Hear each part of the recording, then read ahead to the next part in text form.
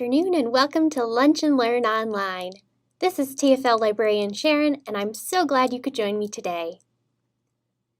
Today we have a special program on finding reliable and trustworthy health information online. Just before we get started, I'd like to thank the National Network of Libraries of Medicine, the All of Us Research Program, and Wisconsin Health Literacy for these workshop materials. How many of us have left a doctor's office with questions, tried doing research for a family member or friend's illness, or had concerns about new symptoms that suddenly appeared? And what have you done to get answers? Well, you may be like many of us, and the first thing you do is go online to search Google, or Dr. Google, to see what information we can find. Now, there's nothing wrong with going online to search for information. Technology is a big part of today's world, and it's only going to be used more and more. What is important is how we use the information we find online to maintain our health and help us make healthcare decisions. You want to be able to pick out information that is factual, true, and reliable from that which is opinion or biased, because, well, anyone can put up a website. That's all going to be part of what we're going to go over today. We'll talk about searching for health information that can be trusted, how to read a web page, how to tell if the information we found is reliable, and where to find health information in multiple languages. Remember that one of the best resources you have is your healthcare provider. While we can take a look at some wonderful resources online, none of them are going to be a substitute for professional medical expertise or treatment. To ensure that we all feel comfortable, I'm going to go through some common web terms we'll be using in today's program. First of all is URL. This is what we call a web address. Next is search bar. This is where we type in the words we want to search. Next is browser. This is a program you use to go online. For example, if you're at the library, our computers have Chrome or Internet Explorer as browser options. Next up is domain, which are the 3 letters at the end of a URL, abbreviated for the type of business that owns the website. If you visit the Turner Free Library's website, for example, you'll notice that our website URL ends with .org.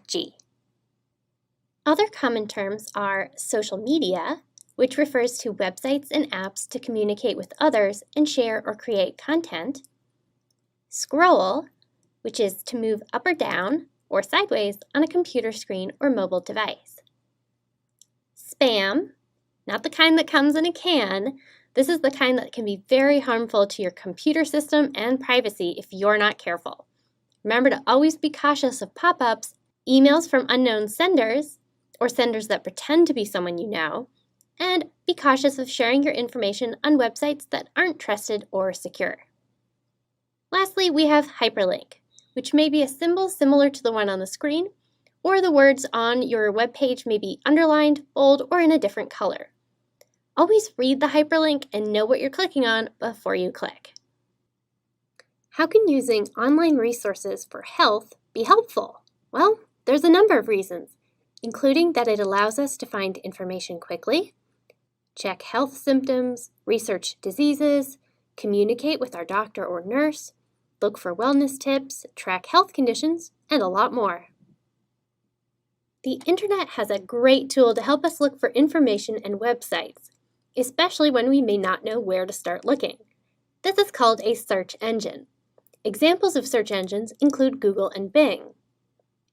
Now, when you search using a search engine, marketing companies may track your searches to personalize advertisements based on your searches. They do this to have search results and advertisements pop up related to your search and visit history. They try to make your online experience more personal and appealing, but you may not always want this.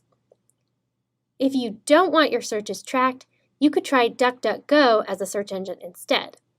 DuckDuckGo does not collect or share any of your personal information.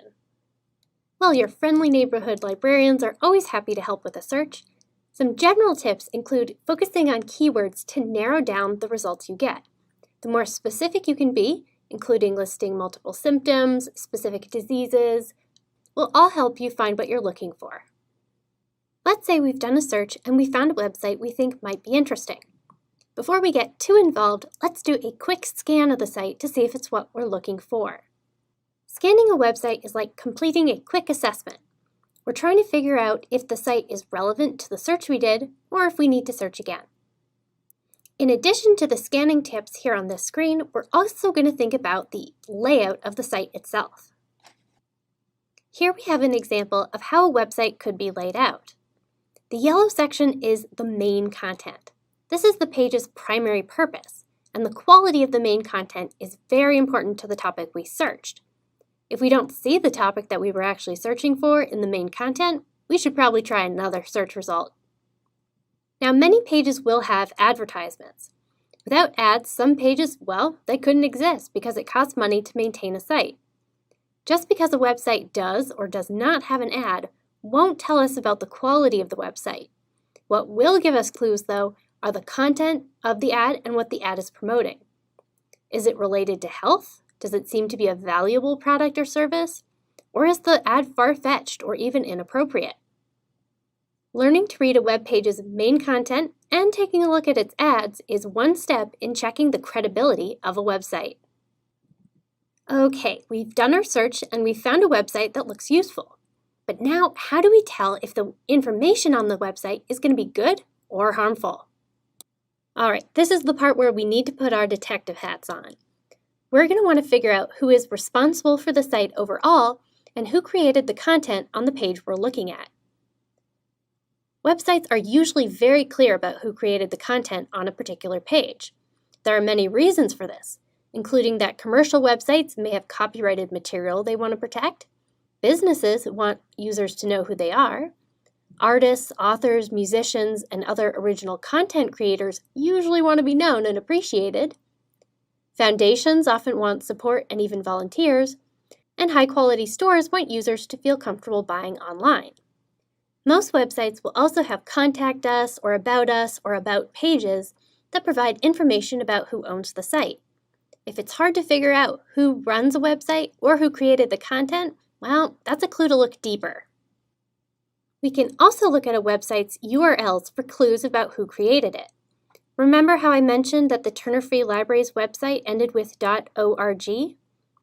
Well, that .org domain indicates that our website is most likely owned by a nonprofit organization, which of course it is. Other common domains include the .com domain, which suggests that a site is owned by a commercial business, the .gov domain, which indicates that it's a government-owned website, and the .edu domain, which suggests that it's owned by a school. Here are some things to look for when we're deciding whether or not a website is credible. For one, we should see that medical providers are writing articles about topics in their practice. A foot doctor should be writing about information related to the foot, not the brain. Does the site provide contact information? It may be listed clearly at the bottom of the page with a physical address and links to connect. Others may have a Contact Us page. We should also be able to find out who reviews the content on the website. Are they medical professionals or are they quote-unquote medical experts? Is the information on the website based on credible research findings? And does the website have a privacy policy? A credible website should clearly explain what they will and won't do with your information. On the other hand, some things to be cautious about include certain brand names or products being credited. The website might be trying to sell us something. Content reviewed by medical experts, but we don't actually know what they're medical experts in. Anyone can claim they're an expert on the internet. We'll also want to keep an eye out for opinion-based information. Look for red flag words like I think, we believe, or I feel. Now that we know how to review a web page and check for credibility, let's look at some websites that are fantastic for finding reliable health information. Don't feel like you have to remember all of this information at once, because the Turner Free Library has a health literacy and equity resource guide where you'll find all of this information and more. As a general overview, though, the websites listed on this slide feature basic consumer health information. These sites are great for the everyday patient and a good starting point for finding health information. You'll find them easy to understand without a lot of technical terminology. I also wanted to highlight websites that provide health information in multiple languages. You'll find more on our Health Literacy and Equity Resource Guide, but some great resources are listed here as well. In particular, medlineplus.gov is a great first starting point, and it provides PDF resources on different health topics in over 48 different languages. Just before we wrap up, I wanted to highlight what we have to offer here at the Turner Free Library. First is the Health Literacy and Equity Resource Guide that I've mentioned several times during this presentation. You can access it via the link displayed here on the screen. The resource list includes the websites we discussed during this program, as well as books in print and ebooks that are available to you with your library card. I've also included the Turner Free Library's contact information. Although we here at the Turner Free Library are not medical professionals and we can't answer specific questions about medical conditions or treatment options, we are happy to assist you in finding trusted health information so that you can make educated decisions about your health and that of your loved ones. Thank you again for joining me as we looked at finding trustworthy health information online. On behalf of everyone at the Turner Free Library, we hope you are staying safe and well, and that we'll see you at the library again soon.